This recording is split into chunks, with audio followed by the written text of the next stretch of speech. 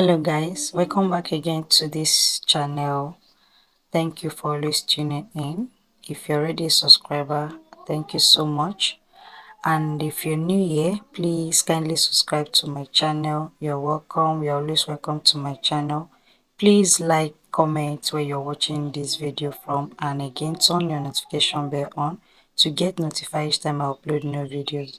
So let's get into it. Today's tutorial is how you can make this paper bag pants, as you already seen on the screen. So here is the front. I already sketched this out.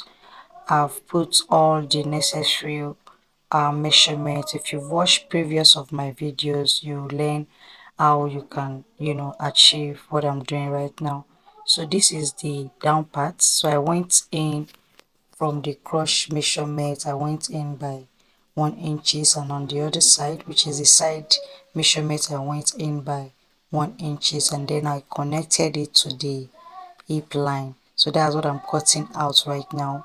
So if you want to learn from start how you can achieve this measurement and the rest of the things I've done here, kindly go to my previous video, which I will be putting the link below this video. So just click and watch how best you can achieve this. So the only difference here is just the high waist, which I include on the upper side of this pant. So the actual measurement for the length is 40 inches, and it's going to be stopping around the ankle area, which is upper side of your foot.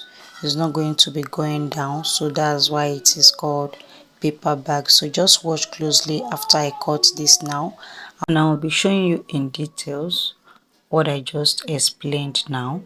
So after cutting this, as you can see, this line I'm cutting out now, I don't know if you can see the line in between. This is the upper side, and that is the line there is the actual waistline. So on this area now, which is the crush line, I will go in by half an inch.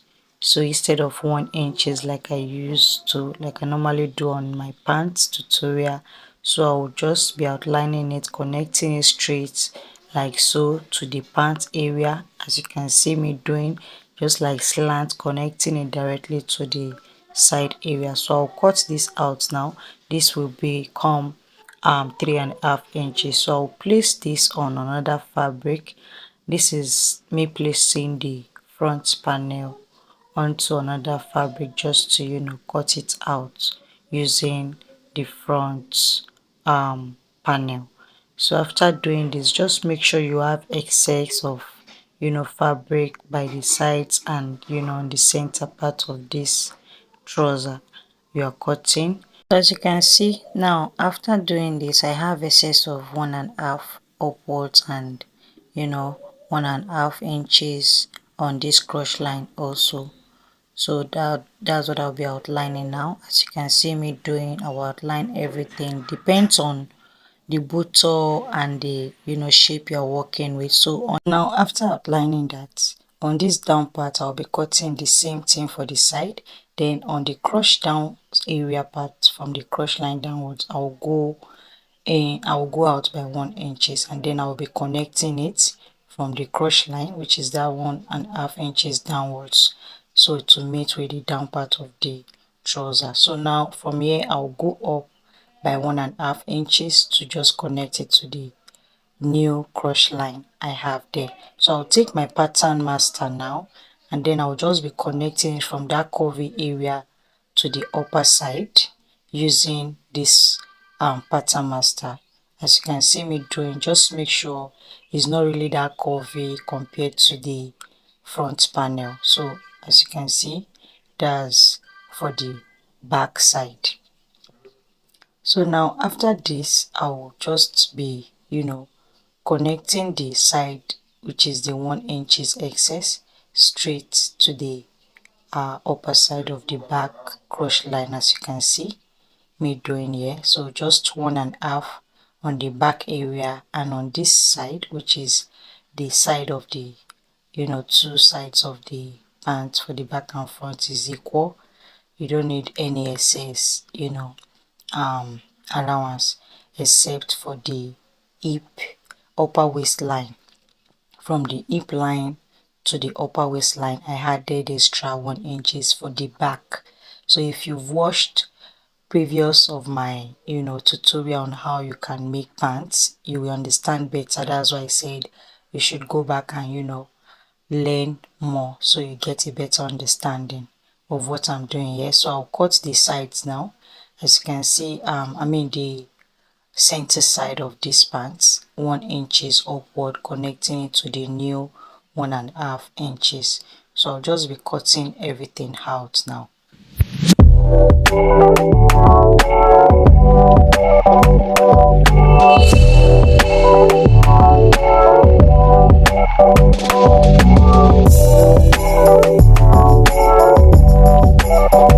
So this is it, how it is looking after cutting everything, as you can see. So here is the after the joining part of it. So I've joined the sides together, including the pocket. So I'll just be showing you the highlights of what I just made.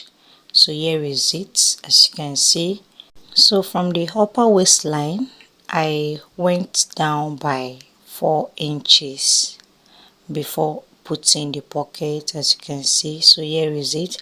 So this is me here just trying to show you if you want to add just elastic band to this, but I am not going to be adding elastic band to it. So I will be adding a thread, this elastic thread, to make my ruffles, which is going to serve as the area where there is this stiffing stitch. So I'll just be showing you how far I've gone with this sewing. This is the leg part of it, and I went up by 3 inches, as you can see. So this is what I use for the whole of this stitching, and in total the wideness before stitching this was 23 inches wide. Can you see? So this is like the front and the back together, then that's 23 inches. And let's see what we have here after sewing it. This is just 10 inches wide now after doing the whole of the stitching. So after doing this now, as you can see, it's not even really stretching backwards to its normal size. So I did likewise for this other side. You can see. So before doing this, I had to stitch it up with half an inch, so on the down part, so it won't be removing any rope or any rough edges there before stitching it. So the next thing I'll be doing now is taking this now to the sewing machine, and then I'll stitch it down with half an inch. Then I'll connect it to meet up with the other side. So right here now, I'll just be showing you in details how I did for the upper area of this pant. So remember I said you can actually add elastic band if you want to, which I showed you the other time. So I removed that band just to show you again in details how I am going to be doing on this part. So here I already stitched it with half an inch, and remember I said from the upper area, this is an high waist pant, so from the upper area I went down by 4 inches before starting the measurement from the from the waistline. So I have 4 inches excess, so this will be serving as space and the area where I'll be attaching the thread, the my stretch stitching from. So I'll be leaving 1 inches in between the pocket and where I will be ending the stretch stitches. So I'll be showing you in details now how I'm going to do that. So now the first thing you will do, you fold your trouser into two, like you see me doing here. So after folding it into two and it's equal like so, you then take your measuring tape and measure 3 inches downwards from your upper waistline, which is the high waist, to the down of your pants, and then you will take your scissors and notch it. So that's what I'm doing now. After notch, I'll take it to my sewing machine, and then I will be stitching it just like what I did for the leg part of it. So, and that will be all. So now I will be showing you in details how well you can sew it, so you won't have any challenge. So here is the thread. This is the elastic thread, I don't know what you call it. After reeling it into the reeler, as you can see, the next thing you do is release this knot in between your shirt to a bit, not too free and not too tight, so you get a better outcome after sewing your dress or your pants. So this is me just trying to explain how best you can get it done. So the next thing is, when you're sewing it, this should actually, you should put your clothes on the wrong side. This is going to be on the wrong side. So let me just take the fabric and show you. This is the wrong side now, and here is the right side. So your normal thread should be on top while sewing it, then the other side, which is the elastic band, should be underneath. So that will be all. I'll show you the end results now. So guys, if you haven't subscribed, kindly subscribe to my channel and turn your notification bell on to get notified when I upload new videos like this. And I hope you all enjoyed it, and I hope you will try it. As you can see how beautiful this is looking. Please let me know in the comment section where you're watching this video from, and don't forget to like, comment, share with your loved ones until I see you again in the next one. And don't forget to turn on your notification bell. Bye.